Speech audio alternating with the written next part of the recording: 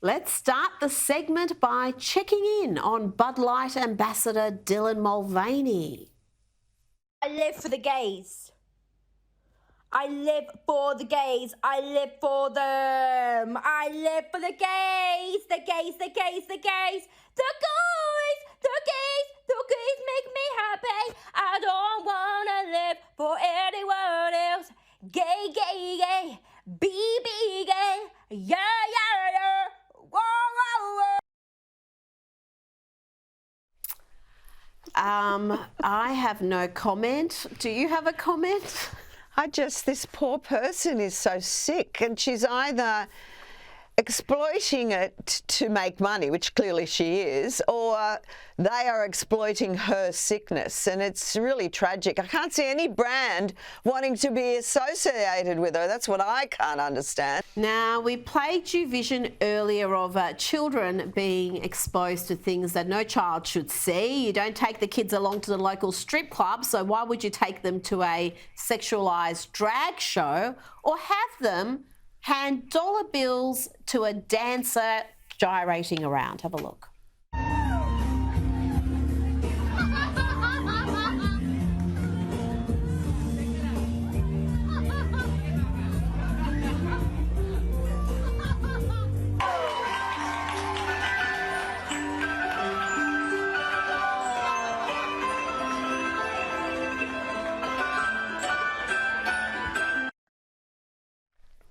Again, why are we involving children in any of these performances, handing dollar bills to someone dancing? I mean, that's what happens in a strip club. Why would you want your kids to participate in those sort of antics? And what's concerning is you could hear all the laughter of the mothers and the grandmothers in the background. Look, I'm not, defending it in any way. I don't know how sexualised it was. If it was men dressed as women dancing around, children would probably just see that as, oh, men are dressing up as women, that's funny, and we're picking up money. If it is, if they're not aware, and I can't imagine of children at that age seeing strippers with, getting the dollar notes put in their bikinis or G-strings or whatever, then, I guess they just think it's a funny game, but I agree with you. Why are they doing it? Now, a few weeks ago, we brought you the absolute insanity of this student receiving a 0 for stating a biological fact.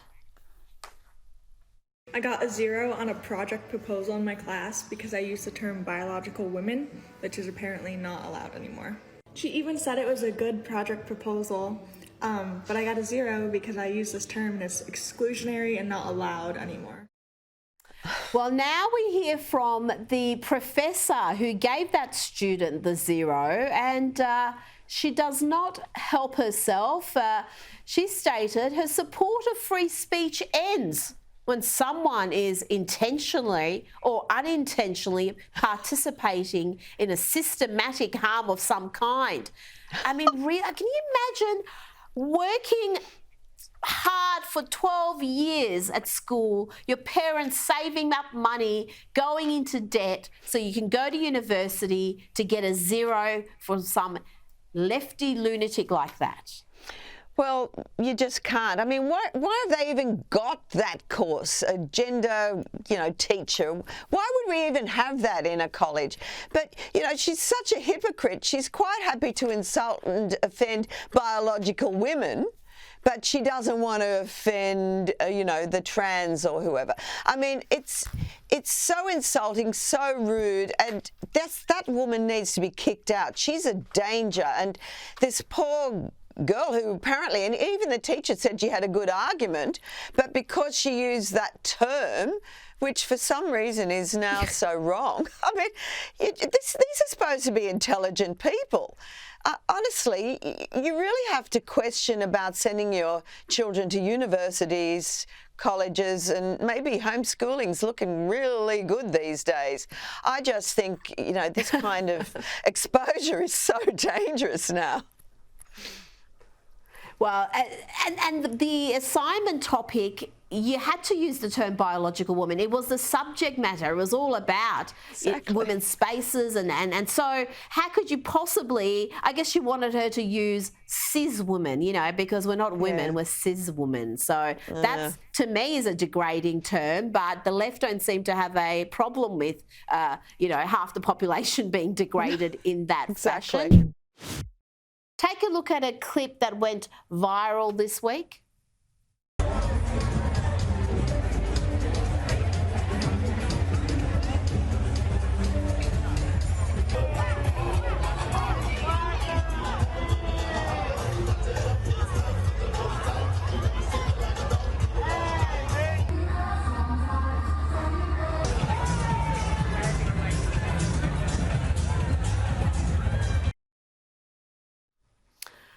Yes, we're seeing all sorts of antics with children in the vicinity. I mean, this particular picture, again, has really caused quite a bit of discussion online. There's a woman holding what looks like a toddler with pretty much a naked man on all fours twerking in front of them, and then another child walking past. I'll play some more footage of mums who've taken their kids along to performances where, again, very sexual in nature, people in G-strings, legs akimbo. What is going on, Alex? What is the eagerness that some parents seem to have with exposing their kids to this sort of content? I think, I don't know, in some notion that they're being inclusive and tolerant. I really struggle to understand the mentality here.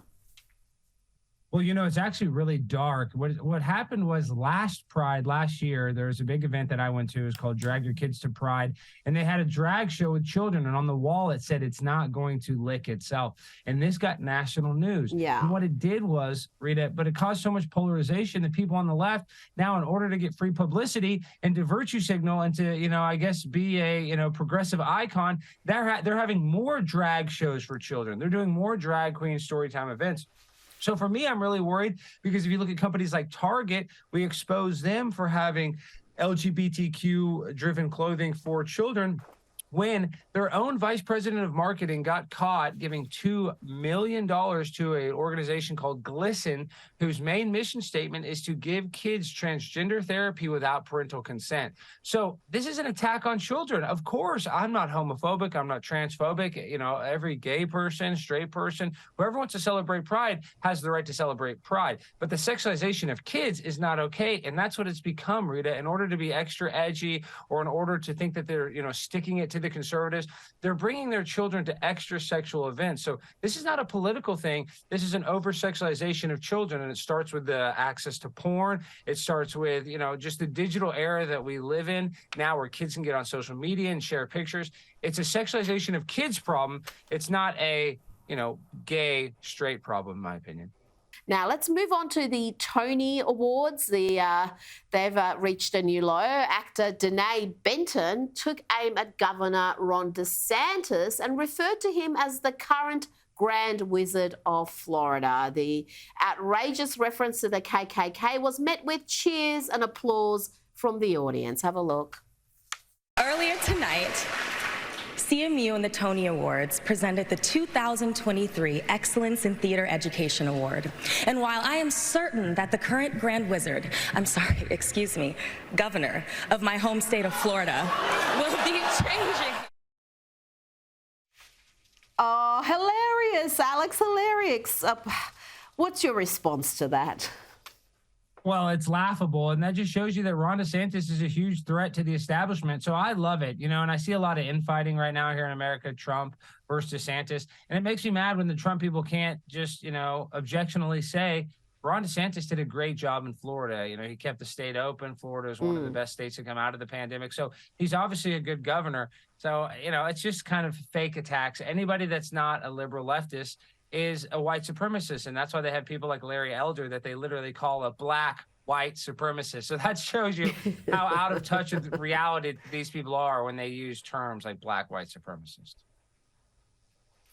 They're just so ridiculous, and they absolutely have devalued that word. It means nothing anymore. It used to be when if you called someone a white supremacist, a racist, a bigot, sexist, I mean, it had real power because that person was a bad person. Now they have overused and misused it so much, it really has no meaning.